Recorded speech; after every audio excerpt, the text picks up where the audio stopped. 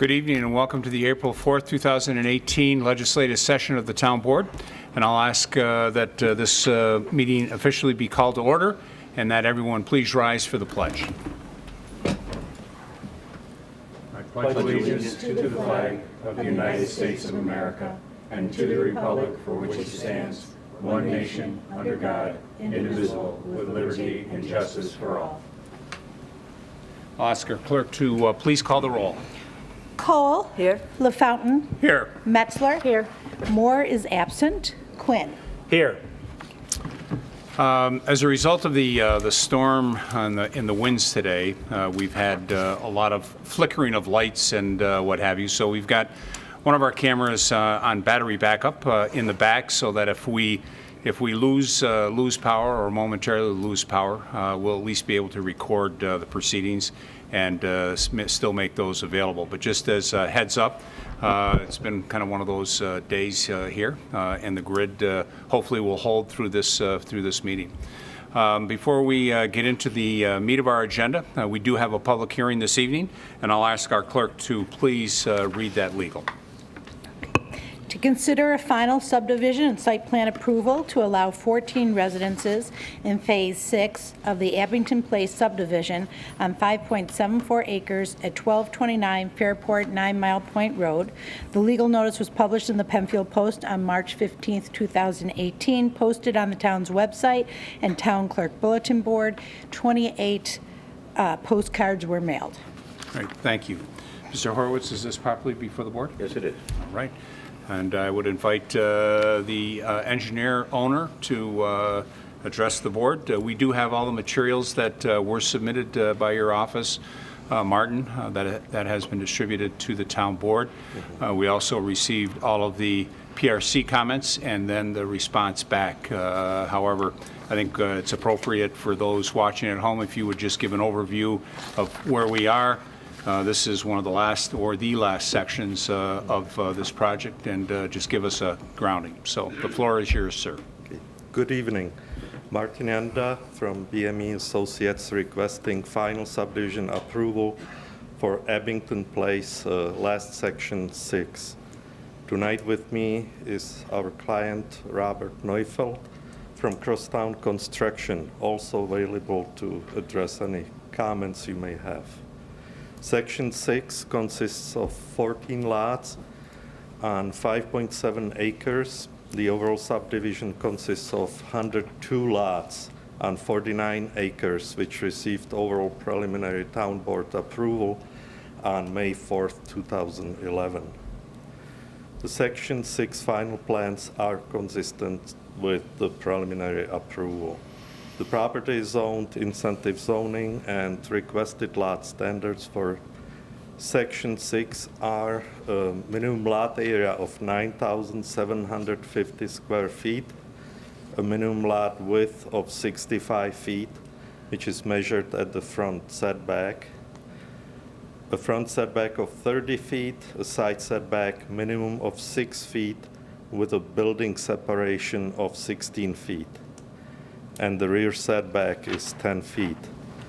All these standards are consistent with the previous sections. The utilities, including sanitary and water main, will be simply extended from section 4 and 5 along Silver Lace Way and Maya Drive. All stormwater drainage will be conveyed by the proposed storm sewer system to already established stormwater management pond located just west of Silver Lace Way. This pond is located within the town's 2.7 acre open space. The seeker negative declaration was issued by the town board for the entire subdivision at the time of preliminary approval. Also, we received, as mentioned, PRC comments, and we addressed them in writing. We don't have any issues with addressing the comments to the town's satisfaction. At this time, I would like to ask the board if you have any questions. Sure thing. Board, questions, comments for the applicant or for the applicant's engineer? I'd just like if you could just summarize the concerns that PRC raised and how your client will be addressing them. we're familiar with them from the documents we reviewed, but just for anyone else who might be interested. So there were some comments regarding utilities. Example, extending sanitary sewer all the way to the property line. Another comment was to get topographic map of the existing pond. And there were also comments about storm sewer laterals, connection of the building roofs to storm sewer, which we don't have any issue to address. Detectable warning field was requested for sidewalk that will be added, and other comments were very minor. In general, that there are just minor comments. So Thank you. There was one item that, as it related to cleanup and landscaping of the pond prior to dedication, and that note has been added to the plan. Excuse me, that was reviewed by the PRC. yes, that's correct. I also note that there are some lots that will go to splash blocks. However, some pumps do require being tied to the storm lateral. That's correct, and we can provide that. So Okay. And then an erosion control plan, I know that there was a question or concern as it related, to protecting silt from going into the pond and putting up some silt fence. And I think the proposal that was added that to install a directional drain with stone check dams as needed, which was something that was discussed as well. that's correct. Yeah. Board, other questions or comments? No. At this point? This time. Okay.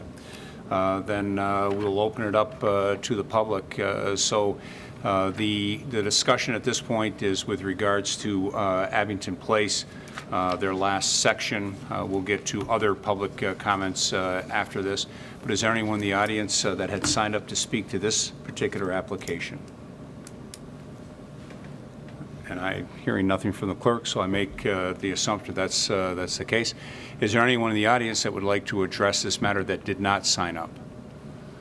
Mr. Costello, I'll recognize Jim Costello from our Development Services Office here at the town. Thank you, Mr. Supervisor. Jim Costello, Director of Developmental Services. I'd like to ask the applicants to address the excess soil on the site and their intent to disperse it or dispose of it from the property. Okay, great, thank you. So Martin or Rob? So I would just go over on March 21st, we submitted topsoil analysis, and, after everything is topsoiled within Barclay Park and Abbington Place, there's about 8,000 cubic yards of topsoil left. And the applicant would like to screen that topsoil in the southwest corner of the property. My understanding is that there is a berm, established berm, so the screening would be done behind it, so it's not that visible. They would like to do it as soon as possible, before the houses are built, closer to this operation.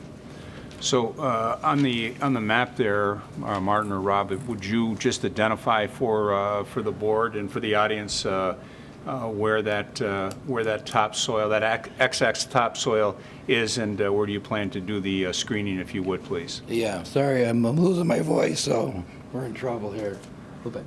So the topsoil pile runs approximately along these lots right here,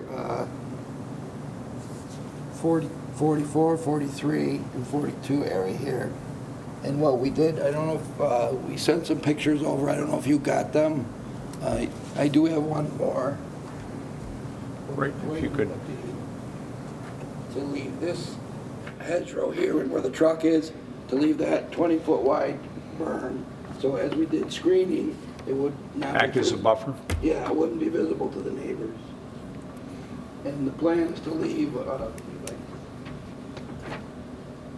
The plan would be to leave about 2,000 yards on site for the rest of the subdivision. So the proposal would be to screen and sell approximately 6,000 cubic yards of the 8,000 is the, That's right.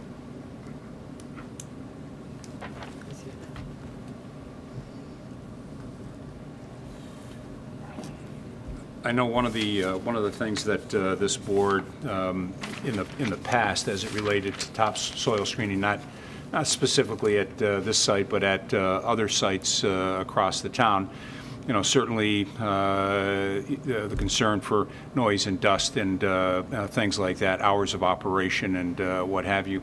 And I know this board has in the past kind of set that criteria so that it would be done during what I would call normal hours, 7 a.m. to 5 p.m., and then possibly a part of a day on Saturday.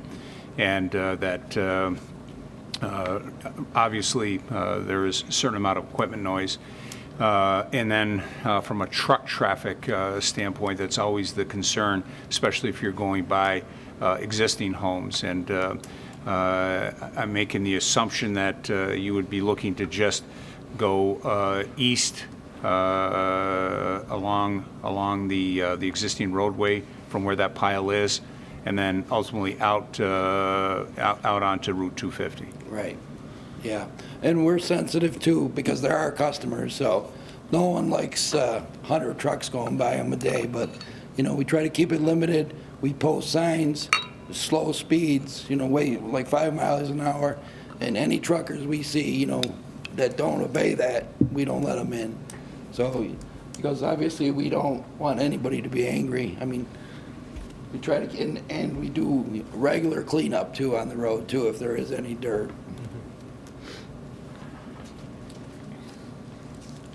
Okay. All right. Is there anyone else in the audience that would like to address this particular item?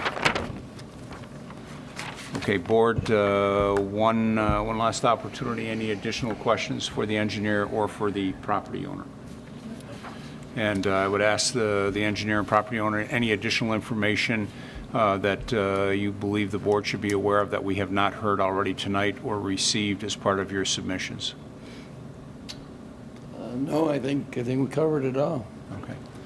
And Mr. Costello, I would just ask from the PRC, from the town, the PRC staff standpoint, any additional comments that have not been added to the record that you believe should be part of the record? Okay. So let's talk about next steps. The next opportunity that the board will talk about this particular application will be next Wednesday. That will be the earliest that we would talk about it. Would just ask that you take a look at the agenda. The agenda will be published Friday afternoon, and that meeting will be held 7 p.m. here in this room at that back table. You're certainly welcome to come and listen to that discussion. You can tune in to Penfield TV, or you can stay in contact with Mr. Costello. Okay. All right. Seeing no further comments, I'll declare this public hearing closed. Okay. Thank you very much. Thank you for your time. Thank you. Thank you. Okay, we will move on to communications and announcements, and I'll first recognize our town clerk. Thank you, Mr. Supervisor. Penfield residents in need of a new or updated passport are invited to attend Passport Night in Penfield tomorrow evening, Thursday, April 5th, 2018, from 5:30 to 7:30 p.m., right here in the auditorium at the Town Hall, 3100 Atlantic Avenue. This service comes to Penfield through the partnership of Monroe County Clerk's Office and the Penfield Town Clerk's Office. There has been a change in fees as of April 1st.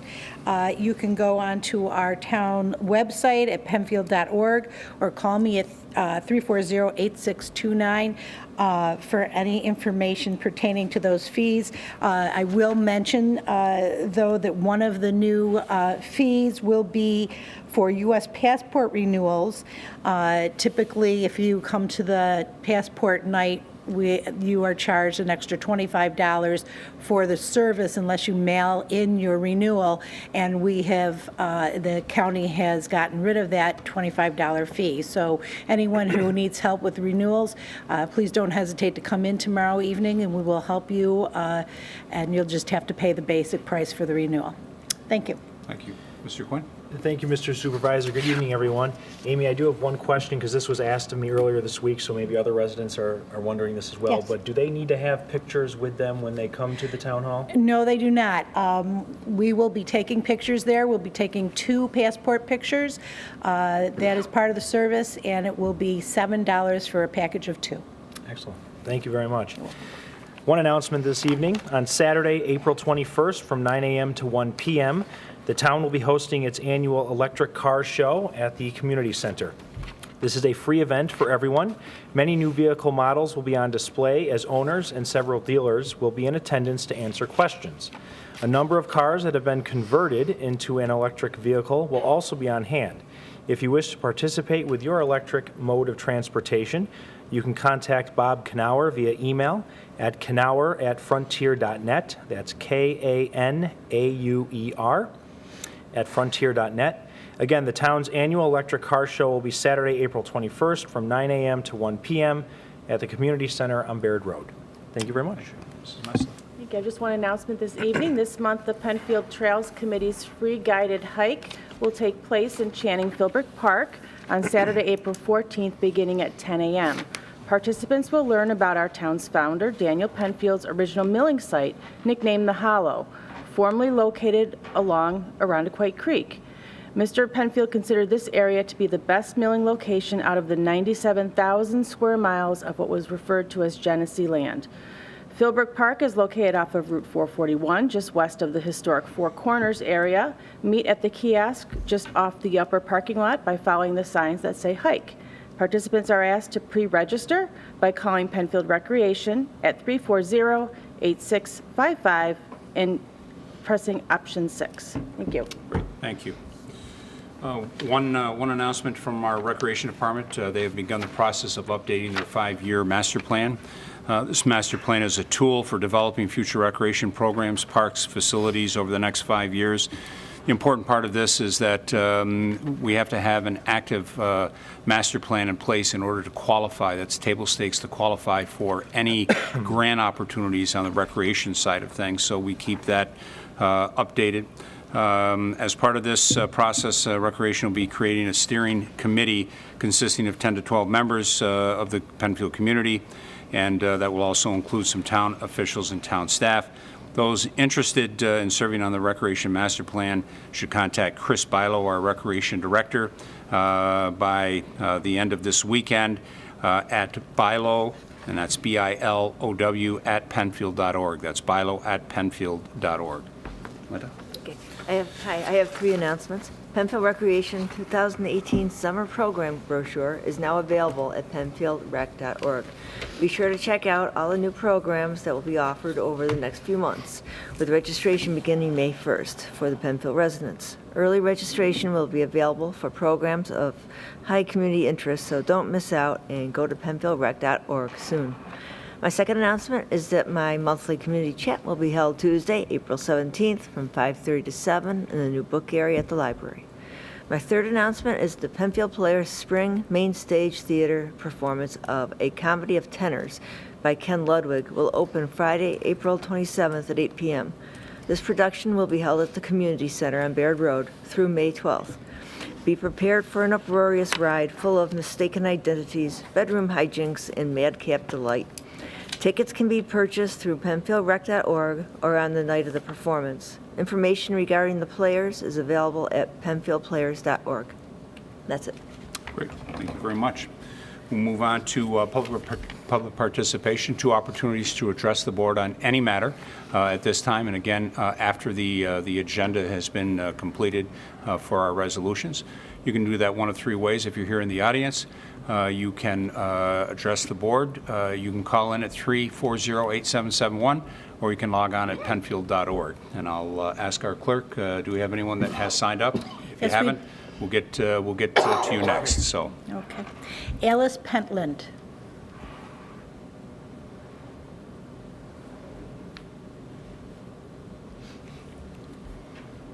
Alex, welcome. Thank you. Good evening. Good evening. I'm happy to be here.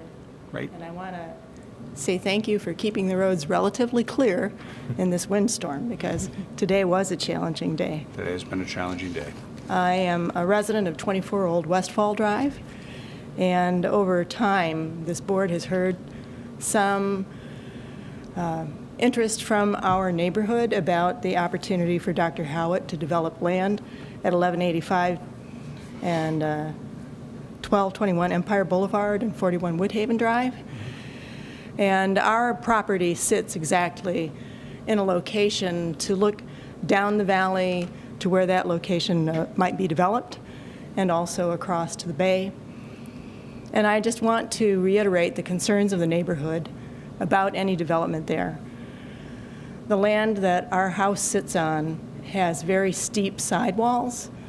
It is about 12 feet, or maybe perhaps 15 feet from my back door to this 40, 50-degree slope down to where this development might be planned. And I have been made aware by members of my neighborhood association about the Environmental Protection Overlay District zoning of that property, and I feel it's appropriately zoned. I think that trying to put apartments into that territory would be detrimental to the quality of the environment there. It might precipitate a destabilization of the homes that are sitting on the ridge looking over the valley. And I also believe that there are plenty of apartments in Penfield and enough traffic on Old Empire Boulevard. I fear that there might be people who would go out of that development, try and turn into traffic. Those people are going 50, 60 miles an hour down there. We'd probably have some deaths just from traffic. We'd have to put a light at the bottom of the hill. There would be a lot of problems by putting a lot more population density into that area. And I think that I'm not a formal representative of my neighborhood, but we have, neighborhood parties, we get together, we talk regularly. And I have heard from others that perhaps the town board doesn't feel that we have enthusiasm for protecting our current state of affairs. I think it's safe. I think that we need to make sure that our local environment and watershed and wetland and slopes are properly protected by the current zoning. And I wanted to be on record for that, and I thank you very much for your attention. Thank you. Thank you for coming in. Oops. You're welcome. All right. Christopher Chauvin? He's my husband. Okay. Just for doubling up on it. Okay, that's okay. Are we going to hear from him or not at this time? All right. All right, very good. Thank you, Christopher. Kathleen McGraw.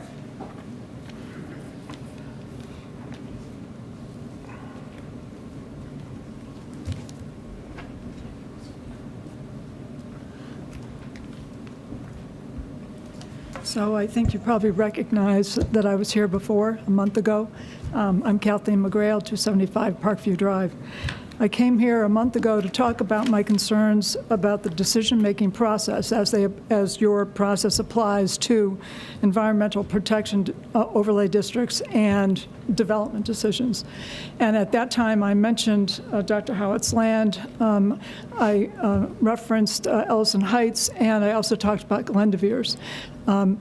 I gave a long list of questions which you, Supervisor, said that you would respond to online in a way that was visible to everyone, Yes. including myself. And that hasn't yet happened, and I realized I gave you complicated questions, so I'll come back to that towards the end. And I was out of town for a bit, and so I've been working on those with staff. Mr. Valentine and I Okay. spoke as recently as the beginning of this week to address just a couple of items in there. So we should have that wrapped up very shortly. Okay, but tonight what I wanted to do was go back to Glendevere's. Okay? And I want to focus on Glendevere's because Glendevere's is still a decision that's in process, not finished, and because it's a relatively small thing. And somebody could say, why the heck is she spending time on Glendevere's? I mean, it's a parking lot expansion. But I think that if you break apart the components of that decision, it kind of shows what that decision-making process looks like and the values that come to bear on making that decision. And those principles probably apply to multiple decisions. So what I want to say about Glendoveer is, for people who don't know what the issue is there, is Glendoveer has been there for 60 years as a party house. It has submitted a request to expand its parking lot. Seems simple on the face of things, but to expand the parking lot, they have to remove 30,000 or 35,000 cubic yards of dirt from a steep slope, which is an environmental protection overlay district. That decision. Last time I asked if you would correct me on facts, so if I make mistakes in how this process goes, please do correct me. Sure. But the process of the decision-making process kind of goes between two committees. It goes between the planning board and the zoning board, and it looks like they have two different, to me, it looks like they have two different tasks. So the planning board already made their decision that it's okay to take down the hill and trade those 30,000 cubic yards of dirt for 35 parking spots. But the zoning board has to make a decision about whether or not to approve this expansion as the expansion of a pre-existing non-conforming use. Right. And for people who don't know what that is, pre-existing means that at the time that this was zoned residential, that was an existing business, so it's allowed to stay in its place. And non-conforming means that it's a business in a residential district. So that's the decision that's before the planning board. Now, the planning board, before the zoning board. Mm-hmm. So the zoning board got that decision to make in January, but they couldn't make it, well, actually, they deferred it because they said they needed to review the documents. They brought it back on March 15th, and at that time, it appeared that the vote was 2-2, but the fifth person was absent. And I didn't say that even on the planning board, there were 3 yeses. There was a person who was absent, and there was a person who recused himself. So an important point to me is that really important decisions in this town for zoning and planning are being made by 5 people, and not everybody is always present. So a decision could be made by as little as 3 people, I think, if it's 2-1. That's not correct. That's not correct. So you have to have the board is 5. You have to have 3 votes. Okay, thank you. So it can't be it could be 3-0, but it couldn't be a 2-1. Okay, all right, thank you. What I did was I sent an additional document about 3 weeks ago about the decision that is before the zoning board, because it appeared that the planning board deal was done. Couldn't revisit that. The only way that this could be stopped, this decision, or not approved, is at the level of the zoning board, which could say, no, we're not going to approve a pre-existing use expansion. So I went and I looked. I said this the last time. I'm not a lawyer, but I can be like a dog with a bone. Once I have a question, I know how to go and look and find answers. So what I found on pre-existing use was in the town code, Penfield Town Code, and in a case law document from the state of Michigan on pre-existing use. So I could have this wrong, and that case law was 2001, so maybe a lot of things have changed since then. But basically, between the Penfield Code and that case law, it says that to approve a pre-existing non-conforming use expansion, you have to have, the business has to experience unnecessary hardship if the approval is denied, and that there has to be a reasonable need for expansion. And in town code, that the public convenience and welfare will be served. So I guess you could tell that based on my value system, it's not worth it to take down a steep slope for the purposes of expanding a parking lot by 37 slots. So I come at it from that direction. All the language that I just read is very value-laden. That is, it's in the eye of the beholder. What's an unnecessary hardship? What is a reasonable need for expansion? The application that they made, Glendoveer's made, did not say their business was going to fail if they didn't expand. They said they wanted to grow, they wanted to facilitate growth. They also said that the access of emergency vehicles could be impaired because there's parking on both sides of Old Browncroft to get to the party house. But they advertise on their site that they could accommodate 200 people, their patrons. They are approved for 250, and for that, the town says they need 195 parking spots. They want to grow their business, I think probably up to the 250. They won't get 195 parking spots. They'll get 45, which they have, plus 37, which gives them, I don't know, I figured it out, 82 or something like that. So they're still short 100 parking spots from what they need. So I don't really see that expanding the parking lot by 37 spots is going to free up the road to allow emergency vehicles. So the questions that I have are these. How does wanting to expand business constitute an unnecessary hardship if the expansion is not approved? How does wanting to facilitate growth of the business constitute a reasonable need for expansion? And how will public convenience and welfare be served by this?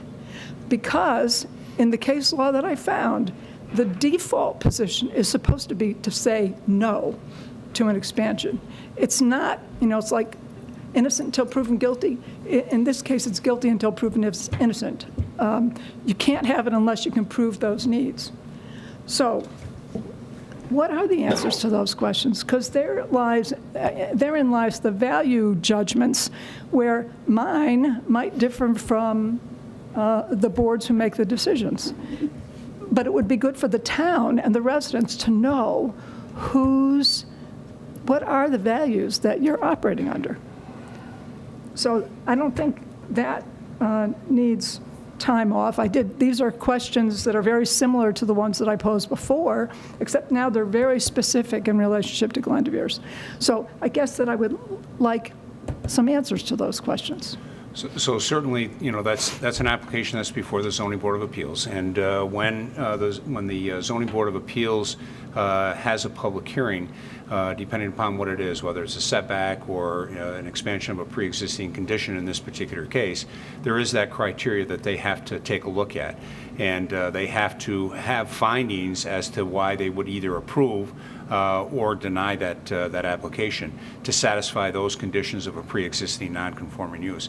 And I think one of the reasons why the zoning board has struggled is to make sure that they've had all of their members present because I think they have been struggling themselves because I think there were two members, if I recall correctly, for the March 15th meeting, there were 2 members for, 2 members against. Yep. And I have not specifically watched those deliberations, so I can't tell you as they were articulating why the 2 were supporting, why the 2 were not supporting.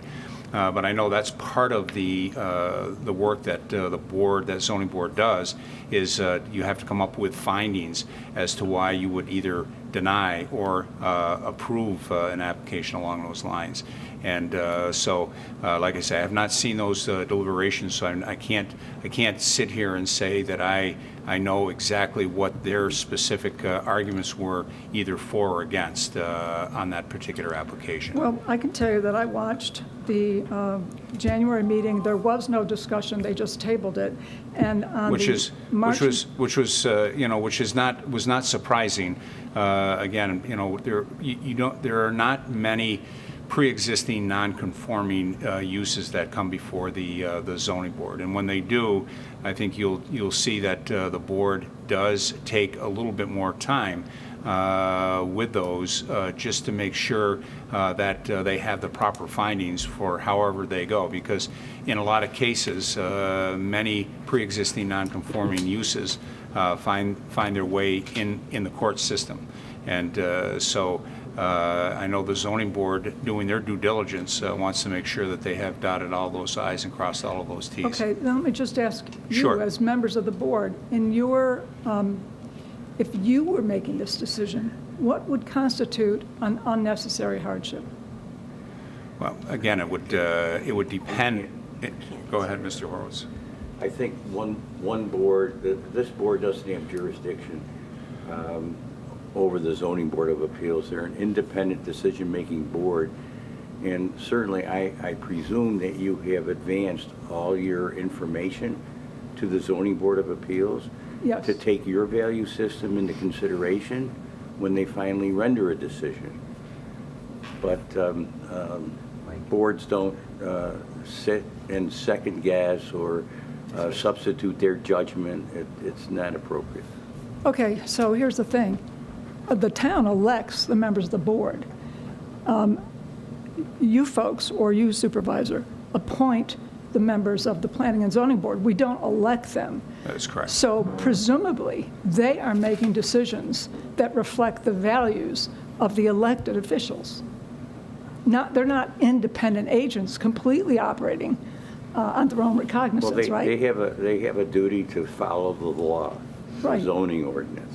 That's their obligation.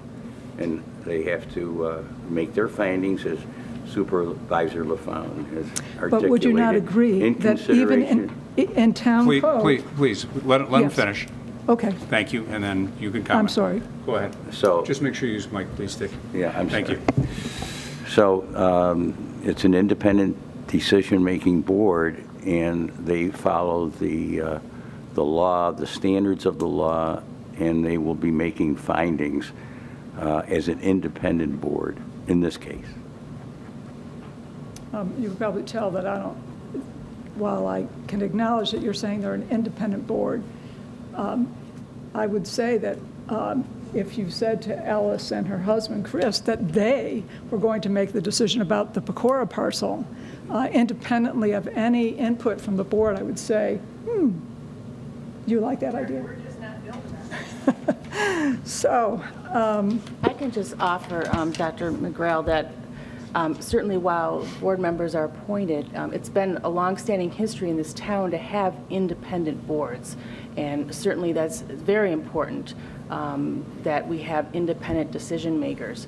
There have been decisions by each decision-making board that I have not agreed with. But I have not, nor do my fellow board members, influence them at all, talk to them about their decisions.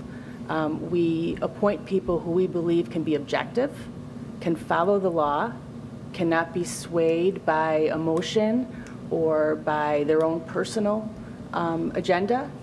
And they do have specific findings that they have to make, more so than we often have to make within the code and within the law. So I have certainly watched meetings where I have shook my head and said I would not have voted that way. But that is the reason why we have an independent planning board, an independent zoning board, an independent historic preservation board to make those decisions. Otherwise, we wouldn't need those boards if we were just going to be telling them what to do or guiding them to a certain decision.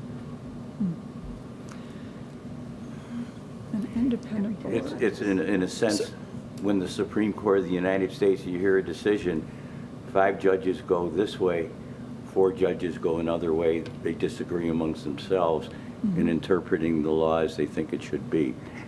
So it's challenging in that respect. Okay, well, the only response I would have to that is that a lot of the language is value-laden language.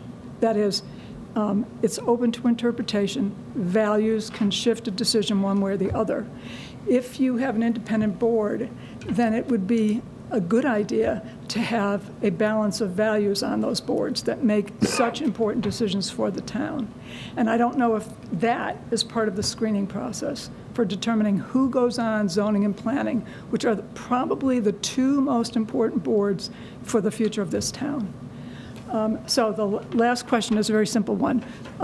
When Supervisor LaFountain, could we expect to see that online response to the original questions and where? I would say that it would be early next week.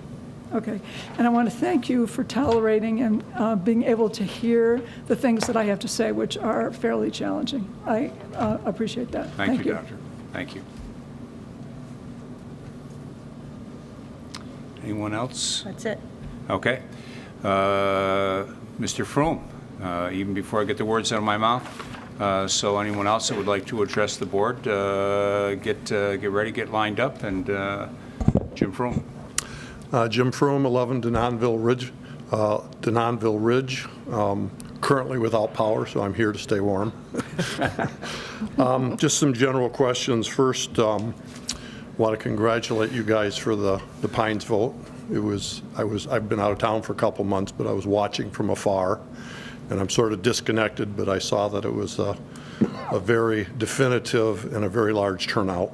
And to me, I know there were a lot of people worrying, but I've talked to a lot of you guys a few times, but I kind of felt that was what was going to happen, because that's what's been going on for 2 years, and that's what happened on the committee during the summer. You know, we were talking about things, and we were asked to give 3 choices, but the number 1 choice was pretty unanimous, and the other choices were just because you asked us to give you some other choices. My first question is I think I know the answer, but since I've been back, I've been hearing a lot about a lot of development and some new zoning and stuff for buildings around the YMCA on 250, and then some potential new buildings up on Atlantic. And nothing really concerns me over all that, except for one simple thing that has been brought up for the last 2 or 3 years, and I run through this. I'm retired now, but if I do go out during rush hour, I would hope that you would almost have a moratorium, whether it's real or just amongst your board members. I would hope that you don't do anything to the east side of this town that's going to put any kind of increased traffic on Atlantic until whoever's in charge of it does something, you know, as we get up around 5 Mile Line Road all the way to the thruway. And I don't know if that's the town or the state or the federal government, but I just hope you keep that in consideration, because I know, you know, everybody complains about traffic all the time, but that traffic there is pretty bad right now. And, you know, I can't imagine any more real development out this part of town coming up Atlantic. I mean, I've had times when I've had to wait 5 stoplights to get onto 590 South. I've had to wait, and Clark Road's not a busy road, but I've had sometimes to wait 2, 3 stoplights to get on Atlantic. And from what I see in some of the pictures up on Facebook, 5 Mile is way, way, way worse than that. So, I mean, that's just more of a less of a comment. I just hope that's something that you guys are pushing the state, or if you do it here, somebody needs to be looking at how they're going to move more traffic through there, because it's coming. I mean, it's here. I hadn't planned on bringing this up, but this new committee you were just talking about, the 5-year recreational plan, is that different than the other 1 or 2 committees I've been hearing about, master plans and open space? It is. So that's a third one? Yes. Okay. Could you give me the Cliff Notes version of which of those 3, which of them are going to influence what happens with the Pines, or what can happen with the Pines down the road? The 2 that will have the most influence will be the comprehensive plan, and then the committee that we'll put in place for looking specifically at the Pines property. Okay, so this recreation committee is kind of the third wheel. Is a much broader, you know, talking about programming and things like that. Okay. And again, that 5-year plan is one that again, the table stakes is anytime that we apply for any grant funding, you know, for any type of recreation programs, activities, and things like that. Okay. Will that group come out with some thoughts or ideas? I'm sure they might, and we would push that to that committee that we would establish for the Pines. Okay. I understand the closing date for the Pines is later this month? The contract says more than that, likely. Yeah, the contract says we have to close on or before the 30th of April. Okay. And then the whatever you call it, what you're going to vote on today about using your excess funds instead of bonding it, that'll be at the same closing date? That is correct. Okay. So the resolution tonight, all that is purchasing the Clark House and property in which that sits, that's 6 acres, and keep that separate from bonding because of tax implications, so that if we were to look to use that property or lease that property for some use, you could get bogged down with tax implications from the IRS. Purchasing it outright and having the town own it outright and not bonded gives us the greatest flexibility with that. Okay, I'll come back to that in a minute because I did have that on a question. The next thing was of the, tell me, did I remember seeing somewhere along the line when this, before the vote, that you were estimating, was it 22 or 23,000 on what it would cost to maintain the Pines property the first year? Okay, what, I mean, I know you don't know the exact number, but what would you guess would be the, the non-winter months? Would that be the majority of that money? Yes. Okay. And what we said as part of our information meeting, Jim, is that we would be looking to maintain around the Clark House in itself. So that money's kept the utilities on. That money's went for the mowing and maintaining of the grass. We would do that better than what the current owner has done. We'll make that look a little bit better than what it is. But that's the extent of what we'd be looking to do.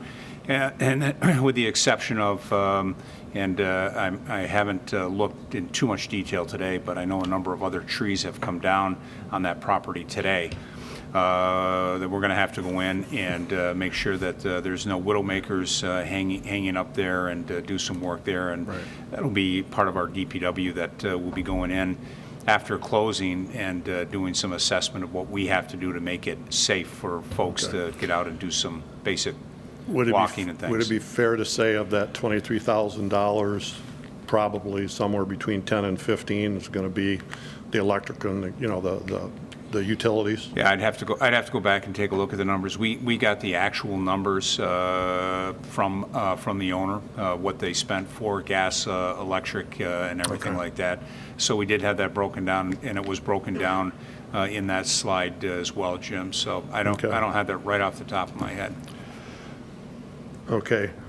One of the reasons I'm asking these questions is one of the things I've been, a little surprised at, not surprised, but since I've been back and some of the emails I got while I was gone, and I think somebody talked at one of the meetings that I watched online, was there seems to be a lot of interest in some sort of volunteer group to help with the Pines for a while.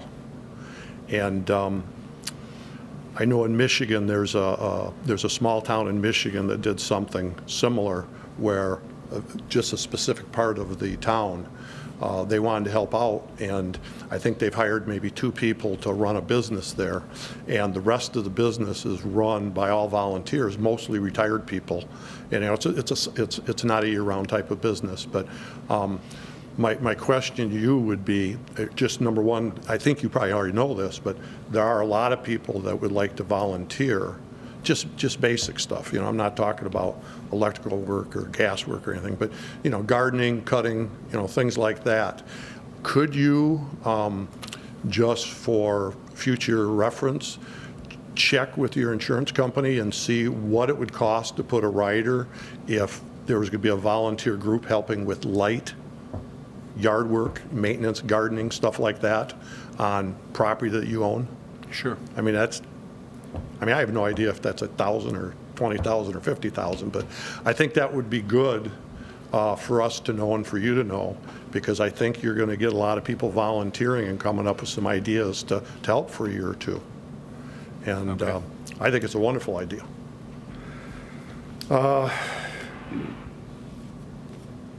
And then my last question is, and this comes from being involved with this for a couple of years and being on the committee and listening to the pros and cons of doing things certain ways, but could you elaborate a little bit for me on maybe the different ideas you guys have been talking about informally about future use for the Pines? Because, and I'll tell you right off the bat, what I'm concerned about is is in the committee meetings, we talked about alienation, and it's better to do it this way than that way. And then every time I see, something on the news or whatever, I hear another suggested use coming out. And there are people that are concerned a little bit that we thought the vote was for recreational open space. And we keep hearing this little slow creep of other usages that might happen. And I'm not talking about development or, retirement homes. I'm just talking about other things above and beyond recreational open space use, parkland use, basically what everybody thought what I think most people were voting for. Could you just elaborate on something? Because it's been on the news. So we were very specific to say that, we were looking to purchase or acquire that property for general municipal use. And we made reference to things like there could be ball fields, there could be a library, there could be a community center, there could be other recreational types of buildings, shelters and things like that. There could be walkways, trails, there could be cross-country skiing and sledding and things like that. But that was all, as part of our information meeting that we shared, that we were looking to, acquire that as general municipal use and not get into specific parkland, that entire property as parkland, and get into the alienation issue. So that's been the broad conversations thus far. We have not had, this board has not had any discussions about next steps other than we want to put the comprehensive plan committee in place, and we want to put a committee for this site in place. And we're going to be looking to do that here shortly.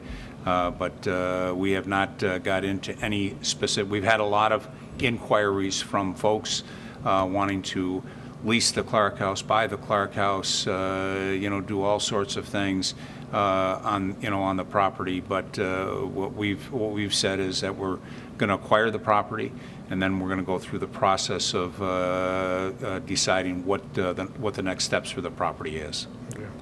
I will speak only for myself on this. Okay.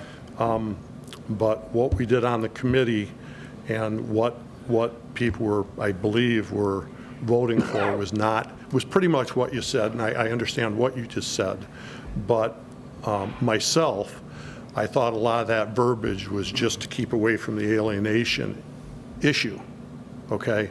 And it was not to put up libraries and recreation centers and stuff like that, garages for, I guess in general, it was not a general purpose to purchase it, a general purpose usage to purchase it for municipality usage. It was specifically very much for parkland and open, however we phrase the verbiage because of the laws and how you fund it and everything. But I thought personally that everybody understood that the vote was really about keeping that promise of all these years of open space around the quarry, of which we've been told, every 10, 15 years it's going to be another 10 or 15 or 20 years. And right now there's no end in sight to when that closes. And I thought that, because you paid a lot of money for that property. I understand you'd like to use it, but I think the idea was to keep that as recreational space for future generations, because someday that quarry will close. And someday we'll have it's been 1929 the mine started. And, here we are 90 years later, and it's still there. Someday that will be a jewel in the middle of our town. And, we've grown from whatever it was, 15 or 18,000 to then to whatever we have now. That's been there a long time.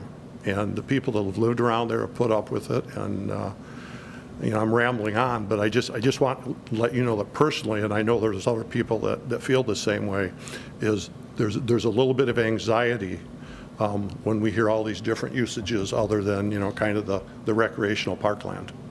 And I think that was it. Yeah, that's it. Thank you for your time. Appreciate it. Welcome back.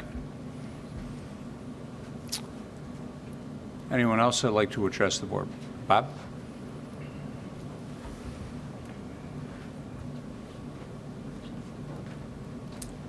Good evening. Good evening. Bob Peterson, 1931 Clark. Tony, there's two citizens committees about to be formed in the near future, and I'm just wondering how the two are going to work together, and when the timeline is, for instance, for the Comprehensive Plan Committee. When do you see that starting? And secondly, the Citizens Committee to make recommendations on the usage for shadow pines. Those are, my understanding, those are two separate committees. I'm wondering when they begin and how do they work together? So the Comprehensive Plan Committee, that takes a look at the entire town. So we do that every 10 years. We take a look at all parcels, all aspects of the land, current zoning, all the needs of the town overall. And I think what this board had talked about was then having a committee for the Shadow Pines property. I'm sure that the Comprehensive Plan Committee will have some thoughts and ideas, but to drill down a little bit deeper with the committee for that Shadow Pines property. And there'll probably be some overlap of those folks. I see the Comprehensive Plan Committee starting sooner than the Shadow Lakes, the Shadow Pines portion of that, but they'll run somewhat concurrently. The Comprehensive Plan group will tend to need a little bit longer because they're looking at the entire town. And the Shadow Pines piece, again, is a smaller subset of the broader piece. I might make the observation that since the Shadow Pines Committee is going to be focused on a relatively smaller portion of the town, Shadow Pines, it might be useful to have their input into the comprehensive plan when the comprehensive plan is making considerations about zoning. It seems to me if there's going to be any zoning changes needed for Shadow Pines, that it would be useful to have the input from the Shadow Pines Committee, and maybe that committee ought to be starting sooner rather than later, is my observation. Okay. Right now, I think you've indicated it wouldn't be formed until the end of this year or early next year. My guess is the comprehensive plan is going to be well underway by that time, and any input from the Shadow Pines folks would be kind of late.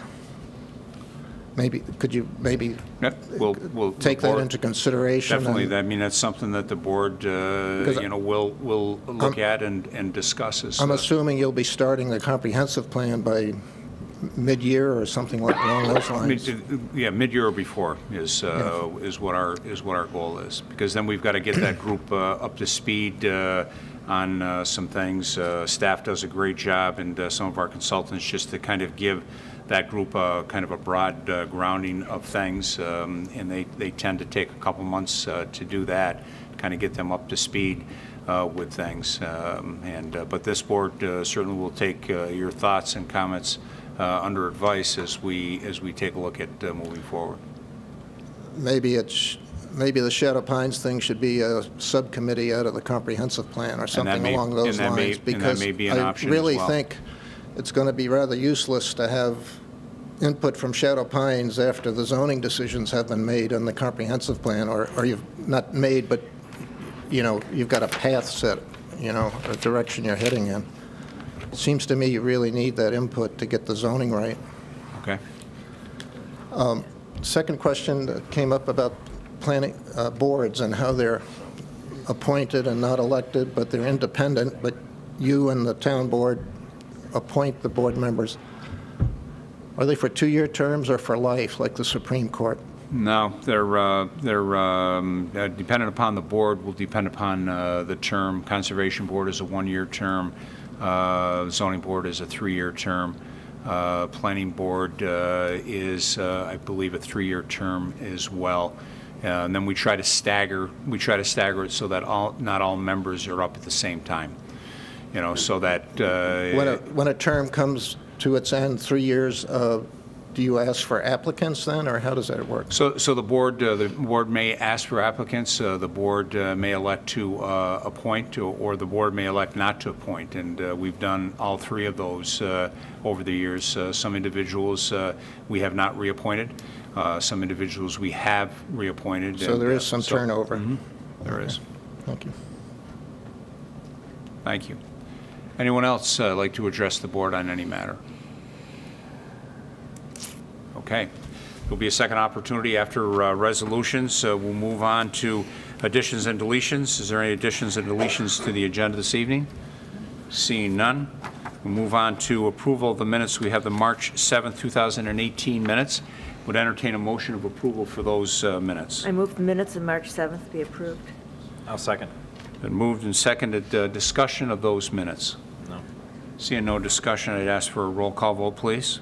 Cole. Aye. LaFountain. Aye. Metzler. Aye. Quinn. Aye. 4 ayes. Petitions. Has the board, town clerk, or town attorney received any petitions since our last get-together? Okay, seeing none, we'll move on to resolution by function, starting with law and finance, please. Authorization to attend the Niagara School, which is the New York State Association of Local Government Records Officers. So moved. Second. Whereas the New York State Association of Local Government Records Officers is a nonprofit organization that provides a network to all who are responsible for records, upkeep, and information management for local governments. And whereas Niagara is dedicated to increasing awareness for the need for sound management of local government records and provides valuable classes which include the opportunity to exchange information and problems and their solutions unique to each town. And whereas Town Clerk Amy Steklov, as the town's record management officer, will have the opportunity to expand knowledge and network with members of the association. Now therefore be it resolved that Town Clerk Amy Steklov is hereby authorized to attend the 2018 New York Association of Local Government Record Officers School to be held from June 3rd through 6th for a cost not to exceed $832.93. This cost will be allocated from the 2018 Town Clerk Conference budget line. Thank you. Discussion. No. Seeing no discussion, a roll call vote, please. Cole. Aye. LaFountain. Aye. Metzler. Aye. Quinn. Aye. 4 ayes. Appointment of temporary members to the Board of Assessment Review. So moved. Second.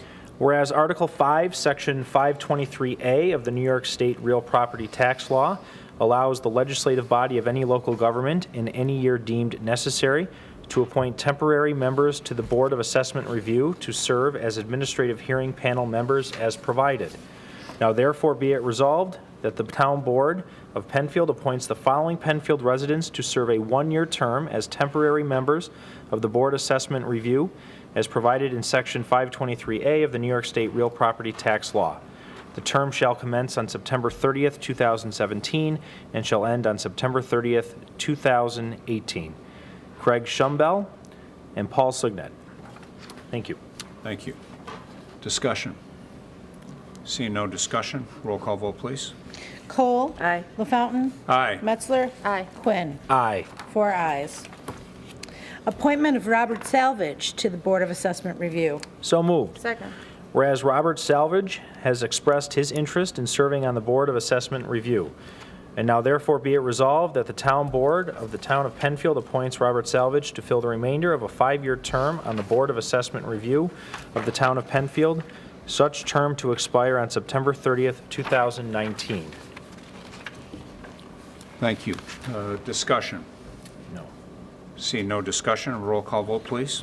Cole. Aye. LaFountain. Aye. Metzler. Aye. Quinn. Aye. 4 ayes. Authorization for the town supervisor to sign and execute a personnel settlement agreement. Moved. Second. Now therefore be it resolved that the town supervisor is hereby authorized to sign and execute a personnel settlement agreement satisfying all concerned parties pending town attorney approval. Thank you. Thank you. Discussion. Seeing no discussion, roll call vote, please. Cole. Aye. LaFountain. Aye. Metzler. Aye. Quinn. Aye. 4 ayes. Budget amendment in the general fund for the purchase of real property. So moved. Second. Whereas on February 27th, 2018, there was a town-wide vote authorizing the acquisition of approximately 6-acre parcels of land and the buildings and improvements situated thereon, including without limitation the Clark House, located at 1960 Clark Road within the town of Penfield, constituting a portion of the site of the former Shadow Pines Golf Club at an estimated maximum cost of $260,000. And whereas the town board has determined the acquisition of this parcel will be paid for from the general fund unassigned fund balance. Now therefore be it resolved, the town board approves the appropriation of a maximum of $260,000, inclusive of all necessary closing costs, for the purchase of the aforementioned property from the town's general fund unassigned fund balance as follows. Appropriated surplus, $260,000. To expenditures, $260,000. Thank you. Thank you. Discussion. I'd just like to comment on this. This, as I mentioned earlier in the meeting, the board has elected to purchase the Clark House outright. We did receive more monies via revenues from sales tax in 2017 than what we had budgeted for or planned for. By purchasing this property outright gives us the greatest flexibility for being able to utilize that, lease that without, if it's bonded and you get into a lease situation, then you have to get into the tax codes and some IRS criteria and things like that. So to buy it outright gives us that greatest flexibility overall as we move down the road. The town this past Tuesday, yesterday, we sold our bonds. We received 2 bids. One bid was from Jeffries at an interest rate of 1.942, and the other one from Oppenheimer, 1.964. Those were the 2 that we got. So those are the interest rates. We'll be moving forward and producing a new spreadsheet as it relates to the cost of that. I think what this board had indicated is that the average home, $190,000 home, based on what we were looking to borrow, would cost that homeowner about $11 a year. With the purchase of the Clark House from our unassigned fund balance and the interest rate, because that interest rate that we figured for the $11 was the conservative rate of 5%, if you recall, from our financial folks, Bernie Donegan.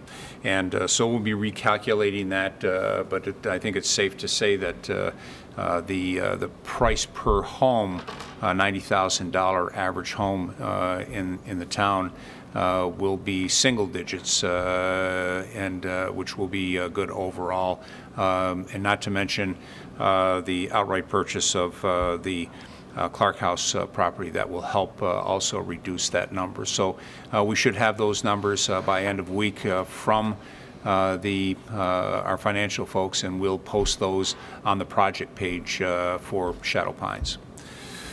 Further discussion? I'll just add, Mr. Supervisor, those bond rates are outstanding. Right. And I just commend you for this long haul that you've been on in terms of Shadow Pines and the acquisition, for this long journey we've been on. But I'd also like to thank Barbara Cherto, our controller, and the close work she's done, certainly from the financial standpoint, to put us in this position. It's once again yet another example of the sound fiscal status this town is in, and not only our Moody's rating, but certainly our ability to go out and do what's best for our taxpayers, and that's finding outstanding rates like this that other municipalities would not be able to touch. So very well done again. Thank you. And just briefly, very well said, Paula, but just the simple ability on top of the wonderful outstanding rates that we now have here for the bonds, but just the simple fact of removing $260,000 from the total bond cost over 30 years in the interest expense is going to save taxpayers thousands of dollars by just removing that from the bond. So really, this is, 1A and 1B here, the news that you shared with us this evening, Mr. Supervisor, the excellent interest rates for the bond, and then the ability to actually reduce the overall bond by $260,000. And of course, I too want to publicly thank you for all the work you did to add to the situation that we're saving the residents more money on their tax bill by doing this outright purchase of the Clark House. It's been discussed, but didn't know it was going to happen for sure, so it's great that it's happened, and it's due to all your due diligence and fiscal responsibility, so I appreciate that. Thank you. See no more or no further comments. I'd ask for a roll call vote, please. Cole. Aye. LaFountain. Aye. Metzler. Aye. Quinn. Aye. 4 ayes. Authorization for Town Supervisor to sign a professional service contract with ATIP Control Incorporated for a pilot pond treatment program. So moved. Second. Whereas the town of Penfield sought quotes for professional pond treatment services to obtain the necessary permits from both the United States Army Corps of Engineers and the New York State Department of Environmental Conservation, and complete various treatments for 4 local ponds located within the town of Penfield. And whereas 3 quotes were obtained from ATIP Control Inc., whereas 3 quotes were obtained and ATIP Control Inc. was the low bidder. And whereas the board discussed extending this pilot program at its March 28th work session and decided to continue with the treatments. And be it resolved that ATIP is awarded the contract to provide professional services for pond treatment projects within the town of Penfield. And be it further resolved that the supervisor is authorized to sign a contract with ATIP Control, Inc. for professional services not to exceed $18,100. Thank you. Thank you. Discussion. Mr. Supervisor, I would just like to recognize and thank our Watershed Management Committee, as well as the staff that supports that. The supervisor and myself attend those meetings. I as liaison to the Watershed Management Committee, and this is certainly pond control and pond maintenance has been a big area of discussion. We've got some members who have got some great experience, not only in their own neighborhoods, but professionally. So I would certainly want to just recognize the amount of effort that's been put forward by our Watershed Management Committee to come to not only arriving at the pilot project, but now following it and seeing it through to expansion to help with maintenance with other ponds as well. Thank you. Thank you. Further discussion? No. Seeing none, a roll call vote, please. Cole. Aye. LaFountain. Aye. Metzler. Aye. Quinn. Aye. 4 ayes. Awarding the contract for the pump station renovations at Empire Number 1 and Number 2 pump stations. Moved. Second. Whereas sealed bids were sought and requested in a manner prescribed by law to furnish the Department of Public Works with a service contract that would provide the town of Penfield with pump station renovations at the Empire Number 1 and Number 2 pump stations. And whereas on March 9, 2018, at 11 a.m., the following sealed bids were received, opened, and read publicly from the following list of suppliers: CP Ward and Villager Construction. And whereas the bid received from CP Ward was the lowest bid and meets the expectation and specifications of the bid package for a total cost of $94,900. And whereas these funds are available in 2018 to fund this project in full. Now therefore be it resolved that a contract is awarded to CP Ward to provide and complete pump station renovations at the Empire Number 1 and Number 2 pump stations. This resolution and the bid submitted by CP Ward shall constitute the contract, and this agreement is to be reviewed and approved by the town attorney. Thank you. Discussion. Seeing no discussion, a roll call vote, please. Cole. Aye. LaFountain. Aye. Metzler. Aye. Quinn. Aye. 4 ayes. Authorization for supervisor to sign recreation contracts. So moved. Second. This resolution authorizes the town supervisor to sign 5 recreation programs that will be taking place this summer programs. Thank you. Discussion? Seeing no discussion, roll call vote, please. Cole. Aye. LaFountain. Aye. Metzler. Aye. Quinn. Aye. 4 ayes. This brings us to old business. Is there any old business to come before the board this evening? No. Seeing none. Is there any new business to come before the board this evening? Again, seeing none. This is a second opportunity for public participation. Is there anyone in the audience that would like to address the board on any matter? Bob?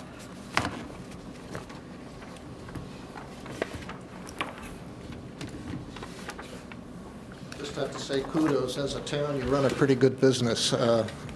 Getting the Clark House for $260,000 when it had been assessed for $800,000, I think it was reduced to $500,000. That's a pretty darn good deal. You're good negotiators. And getting a bond issue for under 2% for 25-year money is just outstanding. That's 29-year money, Bob. 29-year money? 29-year money. Under 2%, and the U.S. government has got to pay 2.7 for 10 years. Right. You did pretty well. One question. Our credit rating certainly has a lot to do with that. Yes, And there's a indeed. lot of history with that and our credit rating and to manage that. So that certainly is a factor. Just curious, why was it necessary to extend the moratorium another year? Sure. So the board elected to do that really for two reasons. There was going to be a gap from the time the moratorium ended and when we closed. And closed, but there's still a gap. So we believe that everything will go through and we'll close and everything, but certainly we wanted to make sure we covered that gap. And then the other issue is we also wanted to make sure that we, finally nailed down this discussion around the zoning component. Okay. And so I know Shadow Lake would like to be separate from that, but they were packaged together initially. That covers the And moratorium? that covers for still both covers Shadow Lake and Shadow Okay. Pines as well. Right. Thank you. So, yep, absolutely. Anyone else that would like to address the board on any matter?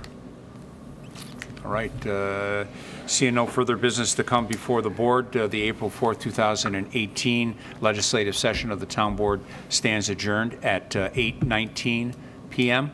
Put a brick in your pocket on the way out so you're not blown away. Thank you to PCTV.